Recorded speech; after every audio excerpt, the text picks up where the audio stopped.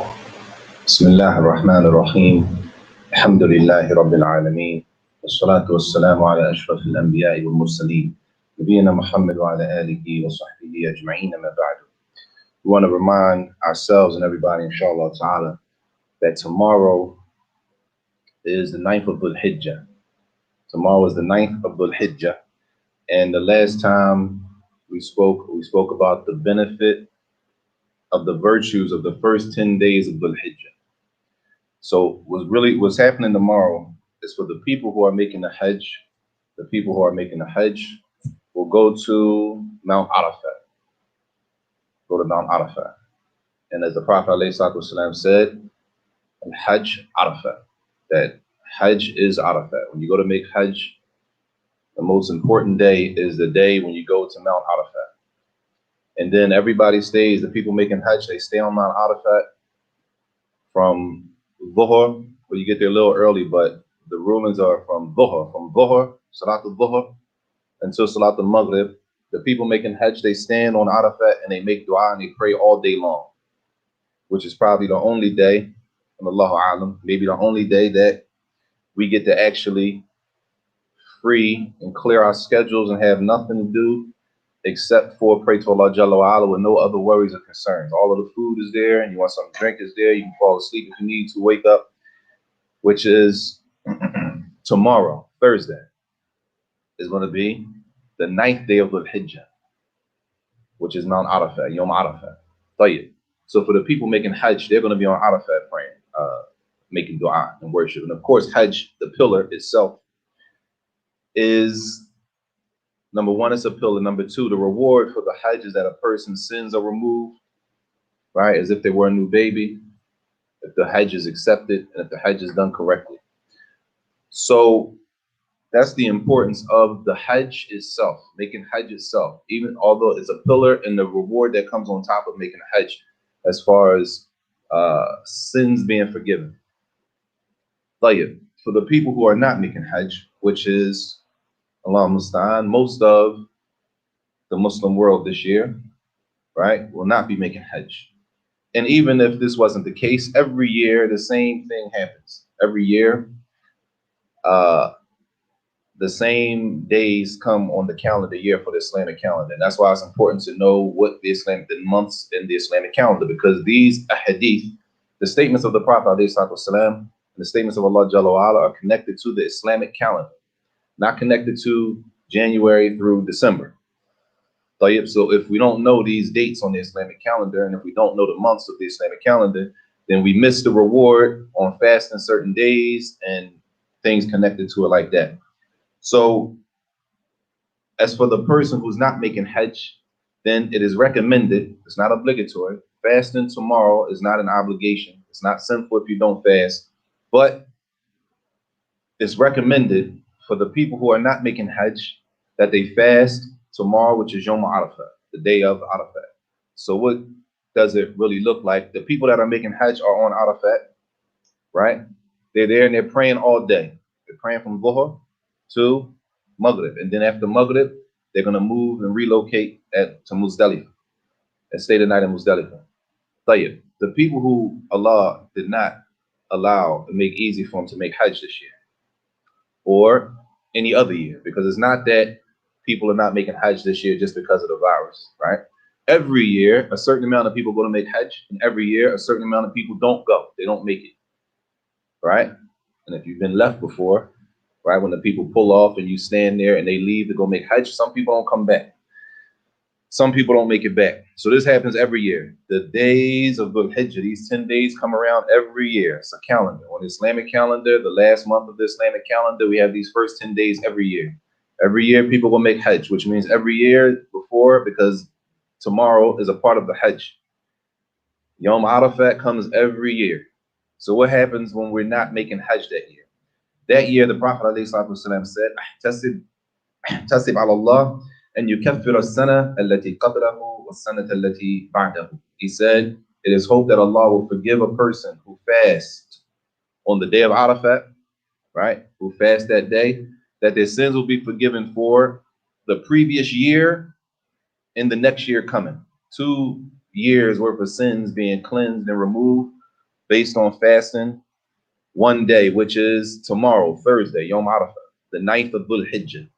And this is for the people not making Hajj, because as the ulama's advise, the people that are making Hajj, they should not fast. They should eat, and they should eat so that they have the strength to stay awake and do the worship that they're doing, making the Hajj. Because even though you're there and you're making dua on Arafat, you're there for 6-7 hours straight. You're sitting there making dua for 6 to 7 hours straight.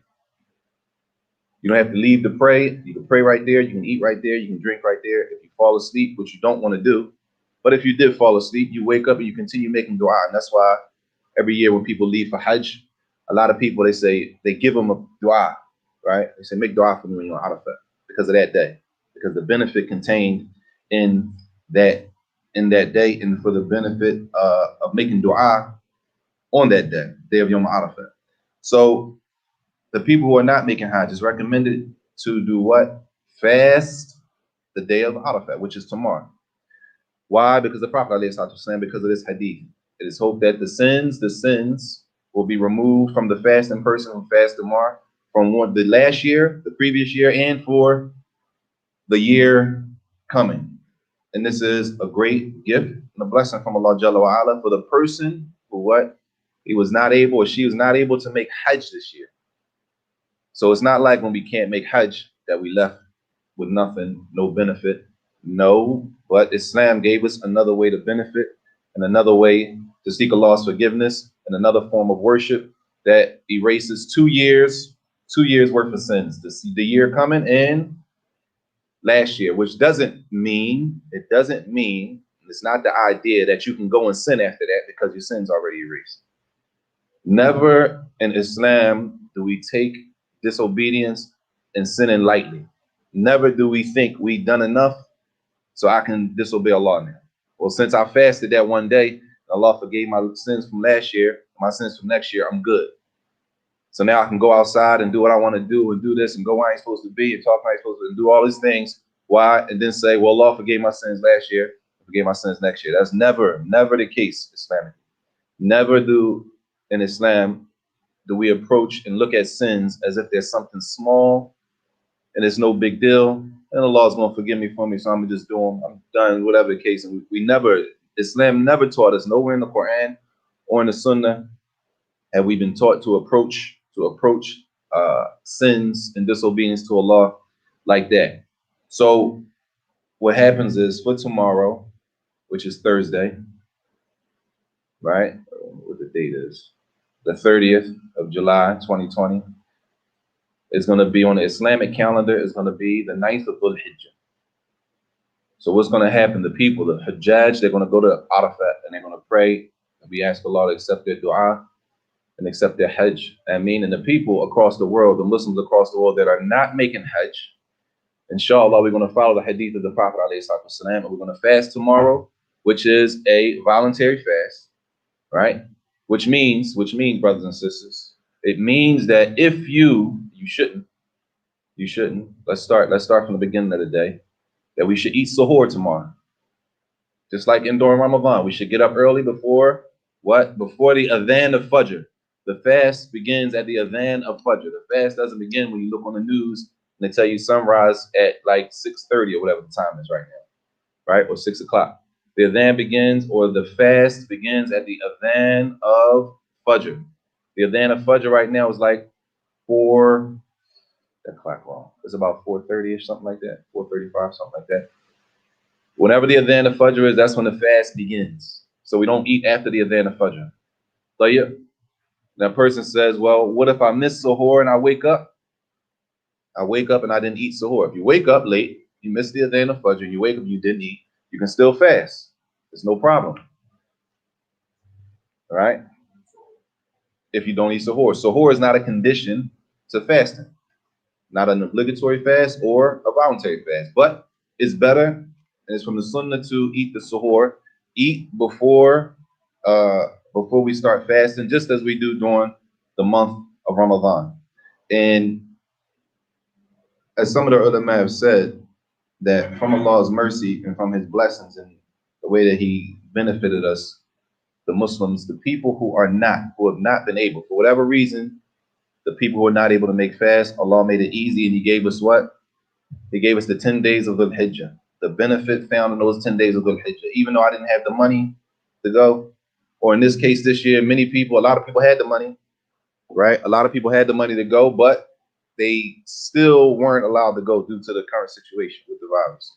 So even with that, to show you the completeness and the ni'mah, the blessing in Islam, that even with that, we still have the first 10 days for worship, 10 days of Dhul Hijjah. If a person said, I blew it, I didn't really do what I was supposed to be doing on the first 10 days. I didn't even know what the first 10 days of Dhul Hijjah was. It's still not too late, because you still have tomorrow, which is the 9th of Dhul Hijjah, which the Prophet ﷺ said, the person who fasts, and just because we fast, y'all, we should make sure we fasting correctly. Make sure we are guarding our fast. Make sure we're not looking at something we shouldn't be looking at, not listening to something we shouldn't be listening to, right? Everything that applies to the fast, the way we fast in Ramadan, it applies tomorrow. So even though we're not able to make Hajj, that we should be trying and striving and making sure we take advantage of tomorrow, the last day, or not the last day, but the 9th day, because the 10 days of the Hijjah, the worship and the extra worship, it has to do with the first 9. We don't fast on the day of the Eid, because the Eid is Friday.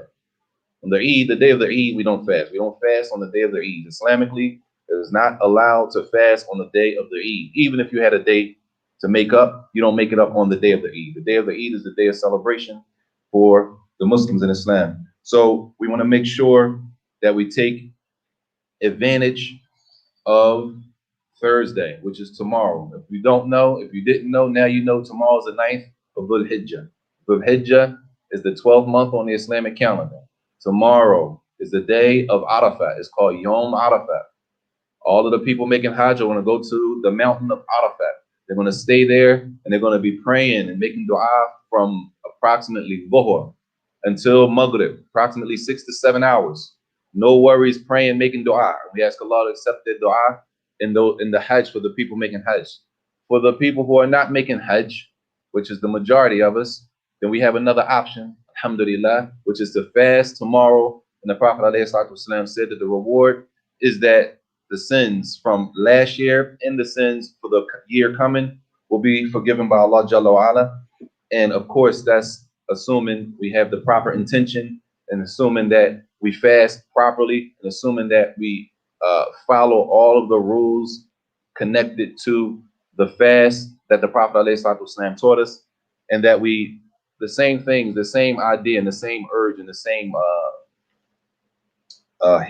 diligence and seriousness that we showed during Ramadan, we should show during any fast we do. And tomorrow is one of those days. Of course, it's not obligatory, but it is recommended. In which, who from us, right?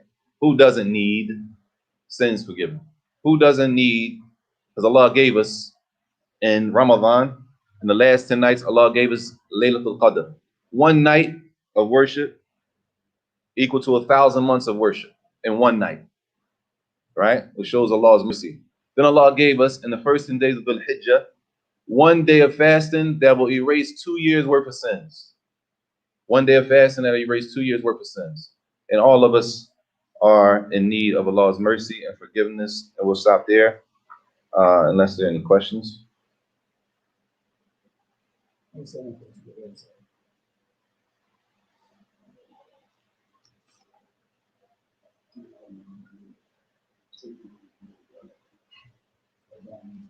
No. Tahir. If there's no questions, we'll stop there, inshallah. Wa sallallahu wa sallam wa baraka ala nabiyyina Muhammad wa ala alihi wa sahbihi wa sallam.